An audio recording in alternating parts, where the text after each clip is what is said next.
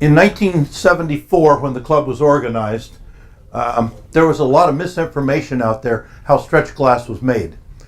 There was a very noted author at the time, a glass author, I won't tell you his name, and he professed and wrote and everything. Stretch glass is made basically the way Carnival is made. It's sprayed, and then the glass worker would take it and stretch it out like this. And now we have stretch glass. Well, he was dead wrong. Those of us who were technically oriented, and I'm a chemist, knew differently. And I talked to Frank Fenton about a lot of these things. So the second year of stretch glass convention was over at the Lafayette Hotel here in Marietta. We gathered there, and Frank took me aside and took me through the factory before anybody else to see how stretch glass was really made. And the day before he took the rest of the club through there to see it, they made some experimental pieces. Some of the glass workers that he had there were old timers. I mean, they were making glass for Fenton back in the 1930s. So they remembered a lot of the techniques that were used. And you will see pictured here, those are black. I didn't have a color camera at that time, and it's all black and white, but you will see the glass finisher here. And this guy was very talented, but he's one of the old timers.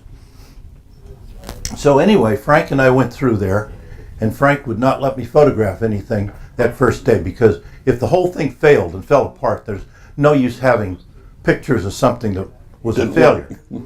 Well, they had it perfected, and the second day when we went through with the group, he says, okay, we're going to make some stretch glass using one mold.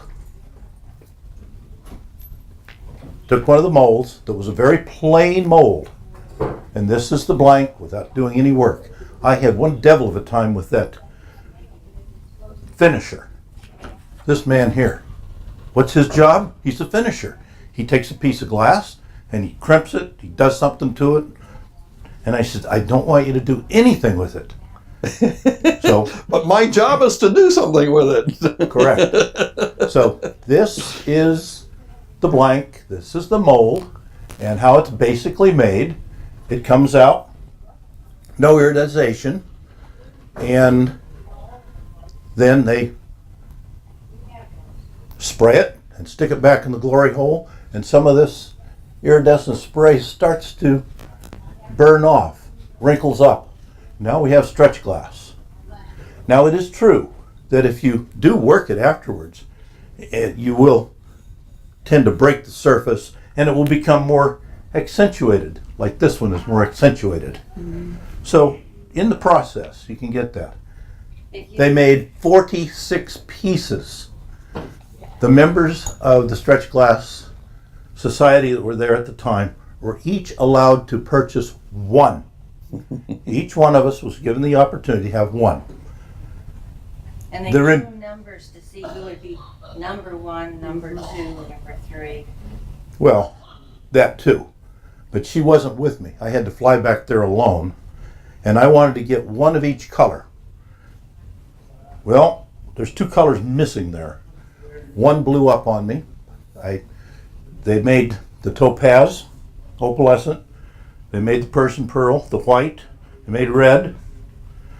They made green, and they made blue. I was not lucky enough to get a green one. I got a blue one, and I've got it pictured there. We had it sitting on the shelf in the window. It exploded one day. Frank did warn us, however, that the glass was made quickly, was not properly annealed, that you may have some that will just break. So anyway, of the 46 pieces, I was able to purchase 6 pieces. Now on the bottoms of these, they have like NF4. That means new Fenton, 4th piece that they made. I was trying to get the first one that they made, and lo and behold, I did. The first one that came off was the red one. And so they made some little bowls. There were a couple of these with the blanks. Made plates. People were enthralled with it. Several vases. Now the vase was made largely by this gentleman here. We called him the Swinger. And you're going to come over here and look at all of these. And the way we've got them laid out, the factory, the dinner with Frank Fenton centered, down in the room. Here's a presser here. You can see one of the bowls turned upside down as it's cooling. And you can see they're making another one in the back. Here's the Swinger. Here is one of the glass workers. That's one of the really old timers applying the dope. And here's the guy putting it back in for the refiring. Then we have some of the working equipment. For the fan vase, they have a special tool for that. Take one of these, shove it down there, squeeze it, fan vase. Fan vase coming out there. I wasn't interested in getting a fan vase. And here's your finisher. And here's one he just finished crimping. And here we're going into the annealing oven. And here's a picture showing all 46 pieces. Now this is a cut off portion. I had several pictures of it. But what you see there is a second mold. They were using one mold for all of the Stretch Glass Society. This mold was a cake plate mold. They were pressing cake plates in the other part of the factory. He brought it over and made two topaz opalescent cake plates. One all crimped edge, the other one flat cake plate. Frank Fenton took one home. His brother Bill took the other one home. Now we thought they would go into the museum. They have never been seen since. And the last time I talked to Frank, I said, "Where are they? Who's got them?" "I don't remember." And they're both gone. So somebody in the family has those. If they ever turn up, they are marked with the Fenton logo in the middle. They are not dated, however. So that was the first year they did it, 1975. Then the following year, and probably late in 75, early 76, Frank again tried to make stretch glass as a line item. And this is where Kitty had some fun. Woke her up one morning. Remember, there's 3 hours difference between here and the Pacific coast. So he calls like 8 in the morning. I think it was 7 or 6:30 before I got up to go to work. Well, in his time it was like 8 or 9. So 3 hours earlier, that woke her up. So she's going to tell you about these 4 pieces here. Well, those 4 pieces, Frank said they made right around 20 pieces. When I went through all of his letters, he always told me around. He says we make a batch. And of the 20 pieces, 8 of them were damaged. And he says we've already thrown it in the, actually, with the iridescent glass, they throw it in the pile that goes to the marble factory. They do not reuse the iridescent glass because that would contaminate the batch of glass, the molten glass on there. So anyway, he says, we played around with them and we've got some funny ones. One has a point going up. Carnival glass people call it Jack in the Pulpit. He called it one horn. He says, I've got 2 horns. And I says, I want a flat plate, I want a bowl, I want a ruffled bowl, and I want 2 horns. And I've got another one at home we couldn't find. But out of the 20 pieces, there were 12 good pieces, and we have 6 of them. So I would call that a limited run on there. I don't know who got the others. He said he kept one for the factory and one for Bill. And who has the others, I don't know. And I never saw him in his warehouses because He was terrific. After we wrote the book, we would tell him we're going to be there such and such day. He would have a light table set up with the lights, and he would open up the doors to all of his barns, the Thorn barn, the 2 Fenton barns, and then there was an interesting barn that had other companies' glass in it of the time period. And he just opened up the doors. At lunchtime, he would bring us some sandwiches, and then we would continue and for as long as we want. He even stayed after a couple of times, an hour or two after the factory closed for us. And he was just wonderful. Gave us catalogs to look at and all like that. All of these are made, marked with a Fenton in an oval on there, so you can clearly see who made it. And it was 1970. No, Yes, it was 1976 or 77. late 75. 75, sorry. Wrong decade. So at any rate, these are experimental pieces. But it did teach their workers how to make a better quality than those. And they were experimental, so he could go on to make line items, which we've all seen the late line items, that they've made some beautiful glass with a good stretch finish. Before Now- we went to those, though, he played around, and the vases, he didn't like the openings because they're not a nice clean oval or just a ruffle. You know, they're kind of weird on there. So he played around. He got this Wait a minute. mold there. He pulled this particular mold. It's an old mold. This is an old piece from the 20s. There's 2 green ones over there. There's this one. And it's the exact mold that he used to experiment with these in 1976.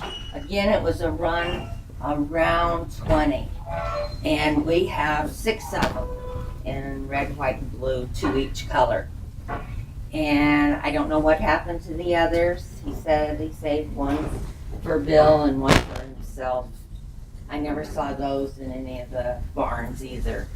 But he, in his office, the first time we went in, we're interviewing him and all, and he said, "Just a minute." And he tapped on his wall, and it opened up, and it's shelves that are crammed. A piece fell out of the shelf, and it was just crammed, and he just jammed it back in there. But he knew where each piece was in the shelving units in his wall. And we would ask about certain molds, and, well, that kind of looks like another company. So he would show us what the other company did on there. Acid etch. And Yeah. it was wonderful. But it was after we wrote our book, you Using know, the it's same mold. frustrating. So we were gonna do a second book, but it was too much work on there. So we waited for Dave and John to do their book. The acid etch marking on He's it. showing you the base. Something I wanted to show you, I don't know, Acid most etched. of you know about the Fostoria tried one piece of stretch glass, and they made a full run of it of about 20, 25 pieces, they told me. And it Not just embossed, was acid not etched. profitable at all on there. They actually tried a number of different kinds of glass that were popular, and they wrote these were the one-of-a-kind runs, and it didn't work out. So if you ever want to do weights, you know, lifting, just get 2 of these and you'll have really firm arms because they are heavy. The other Yeah. thing we did, We're not done here. okay, you can go on. Now, He's we not done, I am. we have the vases here, and you can see that they're really neck down. They're nothing like the old. But it is the original old mold, and if somebody were to take a polishing tool, the signature they use was an acid etch. All the others have an embossed trademark. And we've never seen any more of those. But they have, well, this particular one, it's kind of twisted. And the old ones aren't. Was their second attempt.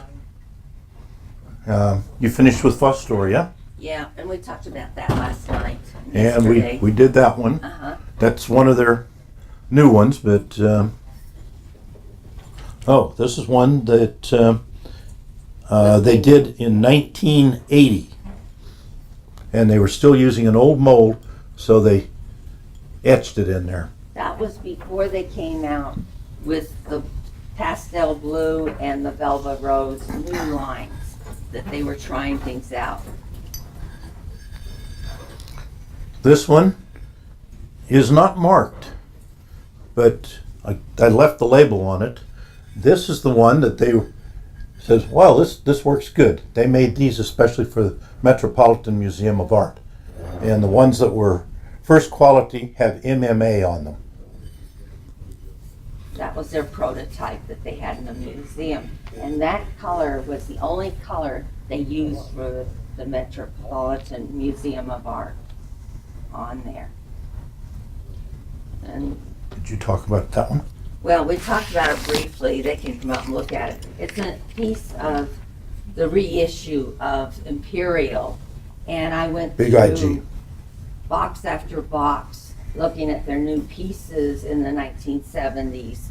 And that one had all kinds of stretch on it, so I had to have it on there. Most of them do not have it. That was one of our club souvenirs in the very beginning, as was this one here. And this one is the club souvenir. Says SGS 77 for 1977. And I thought the pig was really cute, and the little Gibson piece is cute. And this one is 1979 SGS. Yeah, that's a Kreider piece. Yes, it is. It's Mark Kreider. Yeah. And then we have one of the West German plates turned over with their label on them, just so you can refresh your memory on there, that those were from the mid-70s. We bought the whole line, and when we purchased the whole line, in those days we didn't have much money, so we sold off all the pieces. And luckily I kept those two pieces in a tumbler just for representatives. Now I'd like to have all of them back, because now they're starting to escalate in sales and value. David, it's yours. Okay, we had, if you'll check your schedule, originally we had another person that was going to talk about the actual club pieces that were made, and I'm seeing people in this room that were with us at those times. And that's also why I brought Joanne here, because she was at those times where they made some of the early club pieces. As was indicated, the Summit Glass had made an iridized pig. They're all red Amberina, and as they just have a scribed pin on the bottom that just says SGS 77 on those, and so you might be able to find these, but unless it has that scribed SGS 77 on it, it may have been a pig that they sold somewhere else. Then Terry Kreider was enlisted. He was very active in the factory during the early 70s, and so they made this cute little Jack in the Pulpit green vase with the pulled feather lines in it. There are two other club pieces that were made, and they're not here.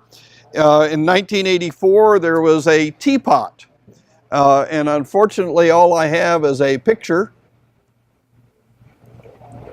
of the teapot. It's a little crystal teapot with cobalt blue on the interior of it, and then let's see if I can get. That was a souvenir piece? This was a souvenir piece. You have one? Mm-hmm. Oh, where's my? It's hard for me to see this bass backwards here. Yeah. See if I can get over here.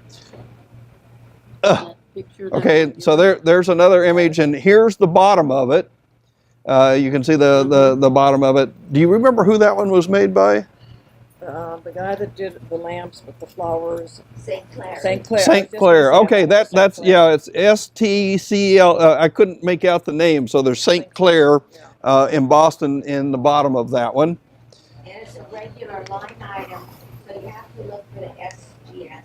They were made in all different Right. colors. Yeah. And then in 1985 was the snail. And the snail was this one was made by Fenton, I believe. It's a purple snail, iridized. And again, if I can get over here, I've got several images of Joanne's. That's the back of it. Again, another shot at the front of it.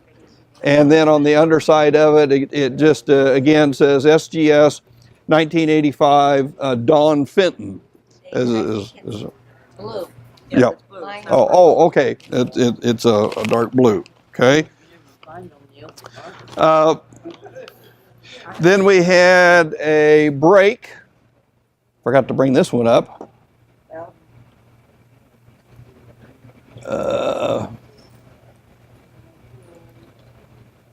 We had And so we're in 80. we had this in 1996.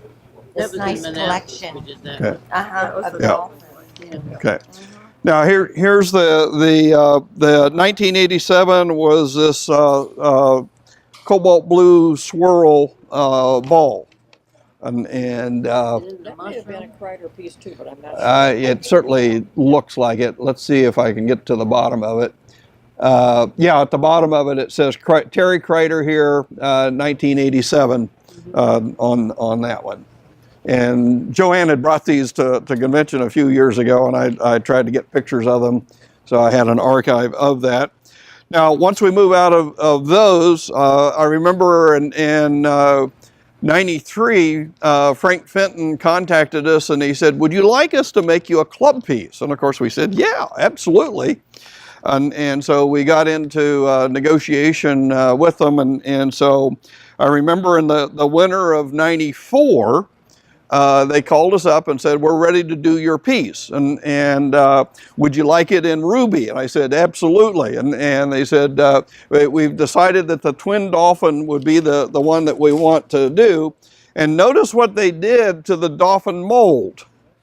Here's the original old mold cleaned out.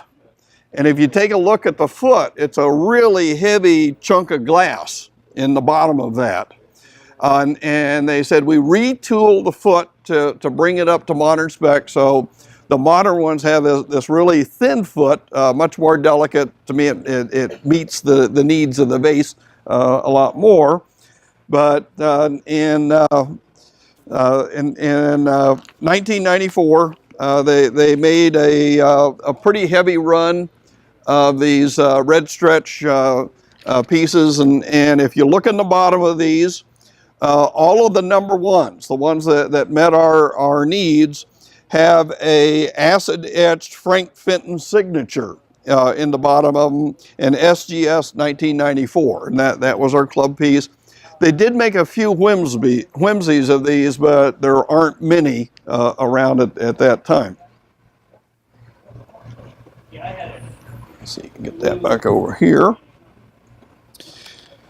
Then in 95, since we had such great success in 94, we said we'd like to do that again. We like the dolphins. The dolphins are fine. Could you make it an unusual color? And we know that black is not common in stretch. And Frank was a little reluctant with that. And I found out later the reason why he was a little reluctant is that they weren't sure that they had a black glass that would iridize well. Because you don't realize the chemistry of this is all interactive. The glass has to react correctly with the iridescent dope that's applied to it and so forth. But the bottom line is that they did make us a black twin dolphin fan vase. And at the same time, they also had a purple in one of their pots, and so they also made some purple whimsies at that time. So that was in 95. In 96, we went back and we, at that time, they were making a light cobalt blue. And so in this case, we again used the dolphin molds. And so we made the club piece at that time was this square twin dolphin comport in a light cobalt blue. The following year, in 97, we said, we really like that black stretch. Can you make us some more of it? And they said, well, you know, you've already got the fan base. What else would you like? And we said, well, how about just flaring out the edge? And so we got these that were flared out, and they made a ton of these. And since they met our specs of the one we needed, Frank turned them loose to do whimsies. And boy, did they make whimsies. They made whimsies of every shape, form that you could imagine. And I was just licking my chops. At that time, the Steinbachs were with us. They made a whole set of these. They flattened some down to literally plates and so forth. The problem is that they put so much stress in the glass, they didn't set the leer correctly. And when they came out the other end, all the ones that had the really heavy treatments to them were literally in pieces when they came through. And Frank was heartbroken, we were heartbroken, and only a few of them actually made it through that are the ones that were really tortured and changed around. And by the way, that was the time Fetty was doing a lot of this. He was doing a lot of those changes at that time.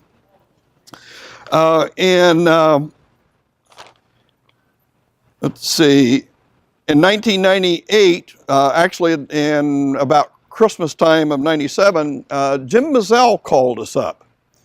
And he said, we've discovered the dolphin-handled sandwich tray mold in the factory. We're trying to clean it up. We're trying to find the snaps that are needed for it. And in this particular case, what the snap is a double-jawed material that snaps over this, and it's in the shape of the dolphin. And a few weeks later, he called us back and said, we found the snaps. We can do this. And so we went in again that winter, and it was so funny watching them because when this comes out of the mold, it's actually molded like this. There's a two-piece mold down at the bottom of it, and then there's a bowl mold, so it comes out as a big bell with the dolphin as the handle. So what they have to do is they have to fold that bell down to make it flat. And since the workers had never done this, all the workers that were there had never done it, what they made was a whole bunch of bowler hats. They just couldn't. They just couldn't figure out. Yeah, we were. And so they just couldn't figure out how to flatten this down. And eventually they figured out you really have to heat it and make it very pliable to get it flattened down, because in the mold there's actually a little rim right here, and this piece is supposed to sit on that rim, not on this rim. In that, but it was interesting, fun. We got a bunch of pieces, and everybody was happy because it was a really nice dark purple, and as you can see, they really got good iridescence on a lot of those pieces. Okay, in 1999, they were producing this lavender, light lavender glass, and Frank said, we found the old tulip bowl mold. Would you like to have some of those made? And so our club piece at that time was this lavender tulip bowl.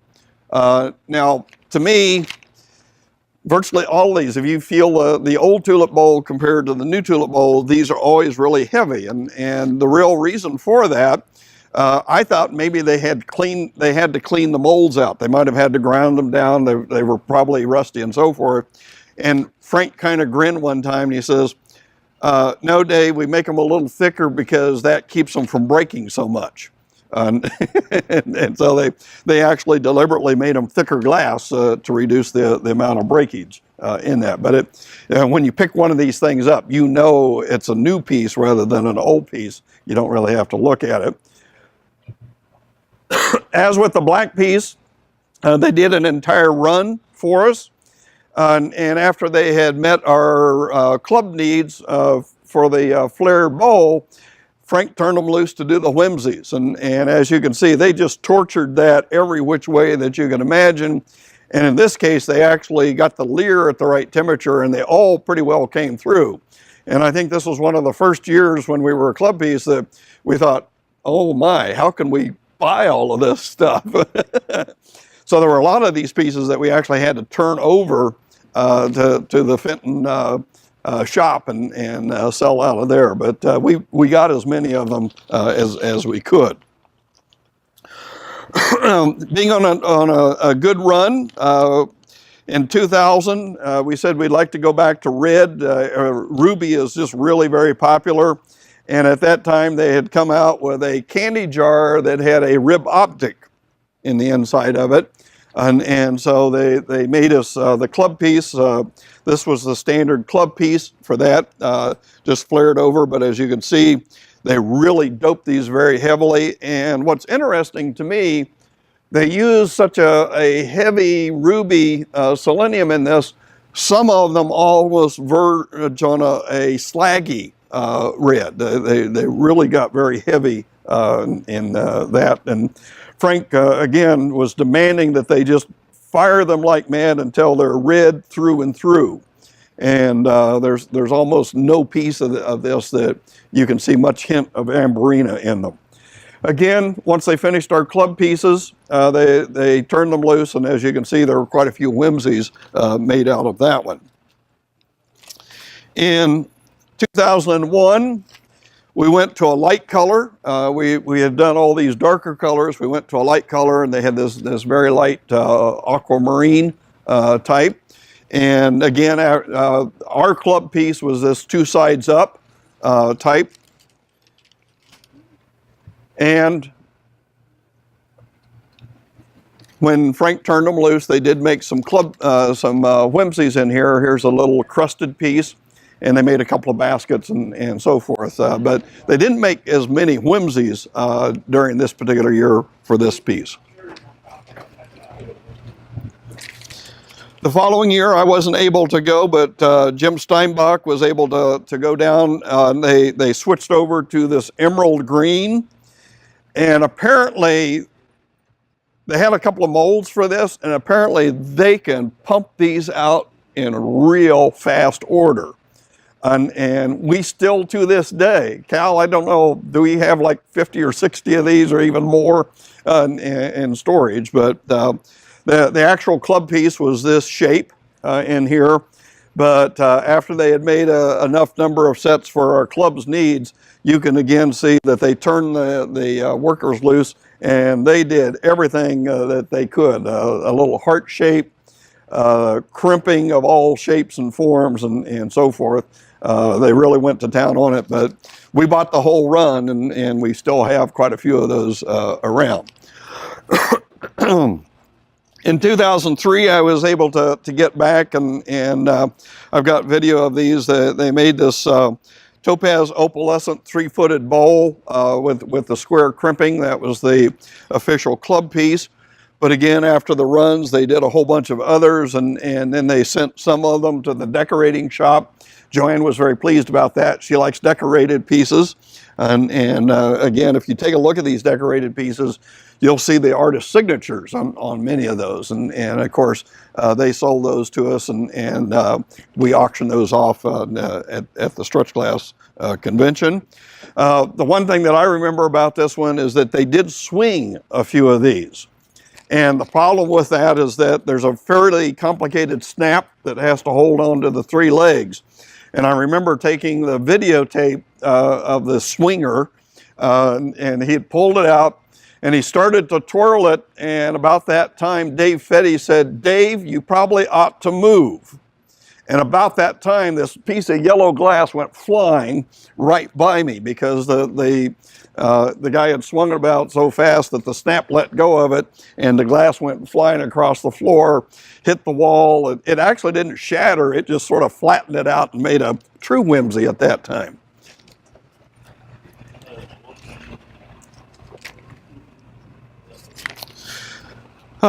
Then we have in 2004, they switched to the diamond optic vase.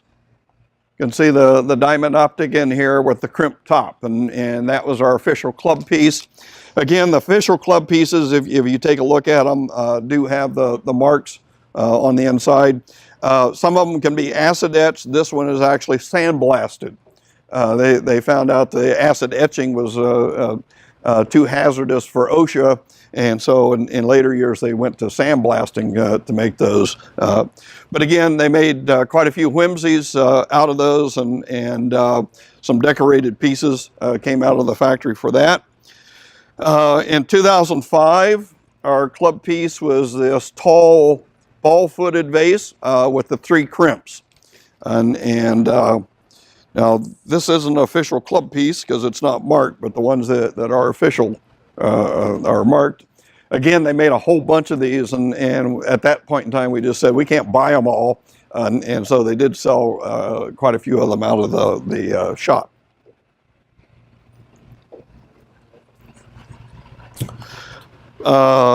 Then we went to the 3 crimped low bowl. This is the club piece for that. And in this one, you can see that they decided to paint in here, so that we're at 2007 Stretch Glass Society, small rib optic bowl with the 3 sides up on there.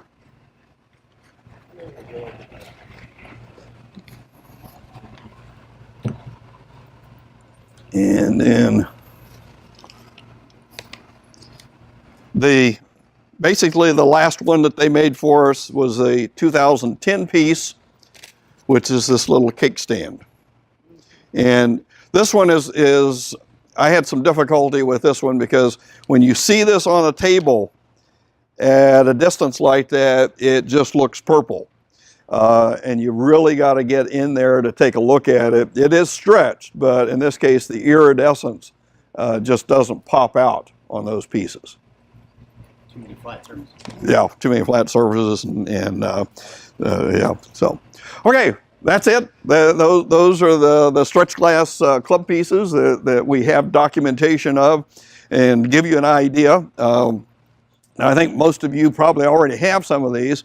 But if you were a younger collector, eventually these are going to show up on the market, and people may want to know what they are. Thank you very much.